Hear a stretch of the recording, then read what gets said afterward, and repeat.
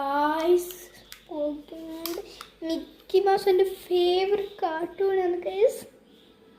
കണ്ടോ, എനിക്ക് ഭയങ്കര ഇഷ്ടപ്പെട്ട്. കണ്ടോ, ഇവിടെ നിൽക്കുമ്പോൾ ഓരോ പിക്ചേഴ്സ് അതിൻ്റെ അകത്തുകൂടെ കാണാൻ പറ്റുന്നുണ്ട്.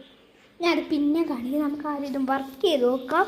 ഞാനിപ്പോൾ കിച്ചണിലാണ്. കണ്ടോ, ലൈറ്റ് ഓഫ് ആക്കി പിന്നെ ഫുൾ ചെയ്തിട്ടാകും. പിന്നെ എനിക്ക് പേടിയാണ് ഗൈസ്.